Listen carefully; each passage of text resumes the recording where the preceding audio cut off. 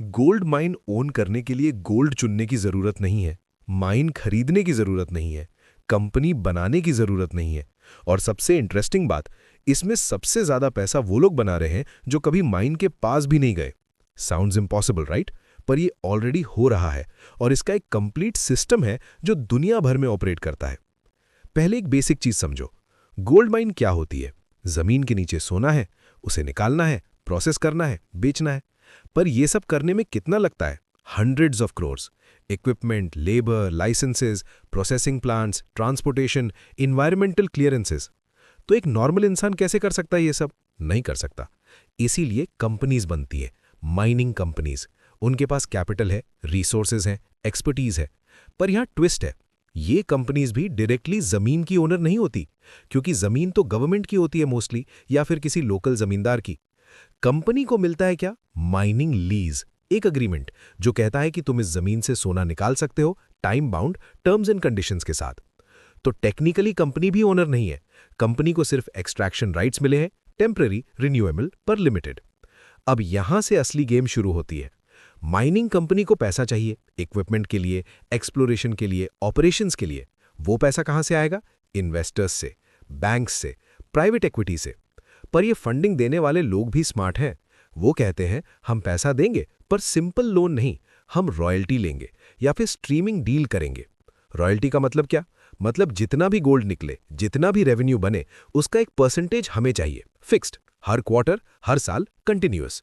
Streaming deal का मतलब हमने आपको अभी पैसा दिया, आप माइनिंग करो, जब गोल्ड निकलेगा तो हमें मार्केट प्राइस से कम में दे देना, डिस्काउंटेड प्राइस। हम उसको मार्केट में बेच के प्रॉफिट बनाएंगे। तो देखो क्या हुआ, कंपनी माइन ऑपरेट कर रही है, गोल्ड निकाल रही है, रिस्क ले रही है, इक्विपमेंट मेंटेन कर रही है, वर्कर्स को सैलरी दे रही है, इन्वायरमेंटल कंप्लायंस कर रही है। पर इन्वेस्टर सिर्फ पैसा दिया और अब हर महीने चेक आ रहा है या फिर डिस्काउंटेड गोल्ड मिल रहा है, बिना कुछ किए, बिना कोई ऑपरेशनल हेडेक के। ये ओनरशिप नहीं है, ये कंट्रोल है कैश फ्लो का। और फाइनेंशियली ये ज्यादा पावरफुल होता है ओनरशिप से। इस पॉइंट को मिस किया तो पूरा गेम मिस हो जाएगा।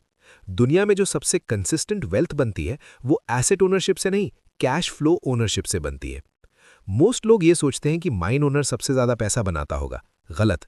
माइन ऑपरेटर सबसे ज्यादा रिस्क लेता है, सबसे ज्यादा कॉस्ट करता है, सबसे ज्यादा प्रॉब्लम्स फेस करता है। पर रॉयल्टी होल्डर, वो बस एंजॉय कर रहा है स्टेडी इनकम।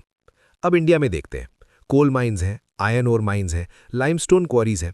गवर्नमेंट ऑक्शंस करती है माइनिंग लीजेस, कंपनीज बिड करती हैं, जीतने के बाद ऑपरेशन शुरू होती हैं। पर ये कंपनीज अपना पैसा नहीं लगाते पूरा। जॉइंट वेंचर्स होते हैं, स्ट्रेटेजिक पार्टनरशिप्स होती हैं, और इन पार्टनरशिप्स में रॉयल्टी स्ट्रक्चर्स होते हैं, प्रॉफिट शेयरिंग होती है, आउटपुट शेयरिंग होती है। तो टेक्निकली आप एक स्मॉल इन्वेस्टर बन सकते हो ऐसे डील में। आपको माइन ऑपरेट नहीं करनी, आपको बस एक गुड डील में एंट्री लेनी है और कैश फ्लो का स्लाइस लेना है। पर यहां तक सोचोगे तो लगेगा भाई ये तो बहुत बड़ा कैपिटल चाहिए। हाँ, डायरेक्ट डील में तो चाहिए, पर इनडायरेक्ट ऑप्शंस भी हैं। रॉयल्टी कंपनीज नाम की एक कैटेगरी होती है, लिस्टेड कंपनीज जो सिर्फ ये काम करती हैं। डिफरेंट माइनिंग ऑपरेशंस में रॉयल्टी राइट्स बाय करती हैं और फिर वो रॉयल्टीज कलेक्ट करती हैं। आप इन कंपनीज के शेयर्स खरीद सकते हो पब्लिक मार्केट में। तो टेक्निकली आप रॉयल्टी पोर्टफोलियो के पार्शियल ओनर बन गए, बिना खुद कोई माइन टच किए। फ्रैंको नेवाडा एक फेमस एग्जाम्पल है इंटरनेशनली। ये कंपनी गोल्ड माइन ऑपरेट नहीं करती, ये सिर्फ रॉयल्टीज और स्ट्रीमिंग डील्स ओन करती है। मल्टीपल माइन से इनकम आ रहा है, डाइवर्सिफाइड है, रिस्क कम है, रिटर्न स्टडी है। इंडिया में ये सेक्टर अभी डेवलप हो रहा है, पर ऑप्शंस आ रहे हैं। और जैसे माइनिंग सेक्टर मॉडर्नाइज होगा, रेगुलेशंस क्लियर होंगे, वैसे ये मॉडल भी ज़्यादा कॉमन होगा।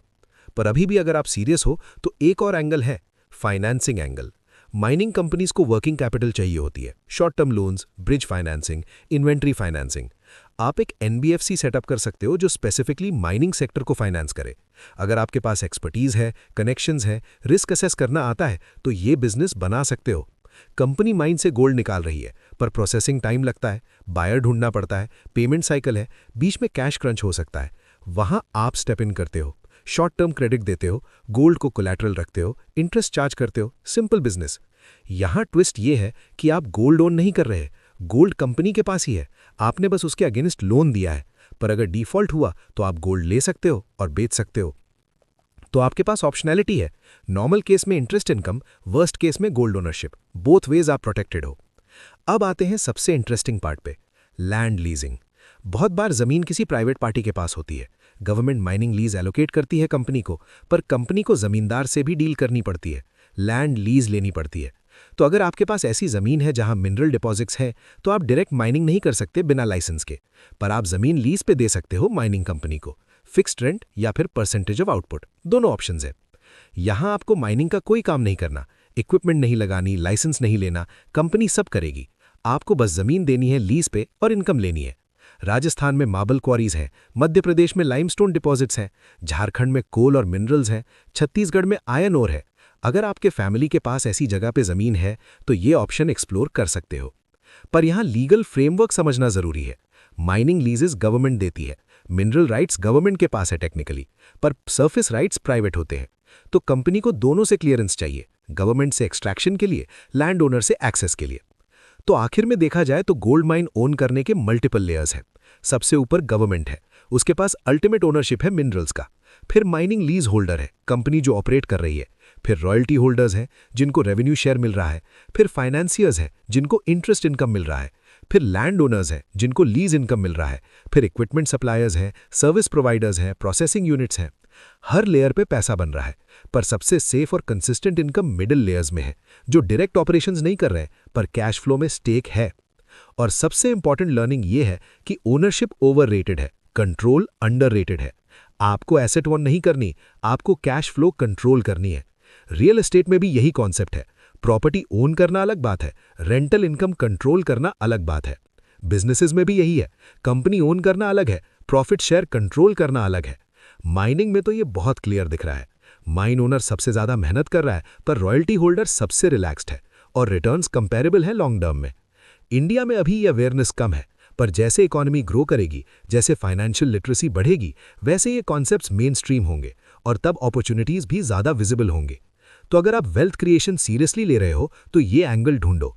कहां आप ओनरशिप लिए बिना कैश फ्लो कंट्रोल कर सकते हो, कहां रॉयल्टी स्ट्रक्चर बना सकते हो, कहां रिस्क ट्रांसफर करके रिटर्न्स ले सकते हो। क्योंकि अल्टीमेटली पैसा वहां बनता है जहां रिस्क कम हो और रिटर्न्स प्रिडिक्टेबल हो, और ये कॉम्बिनेशन ओनरशिप में नहीं, कंट्रोल में मिलता है।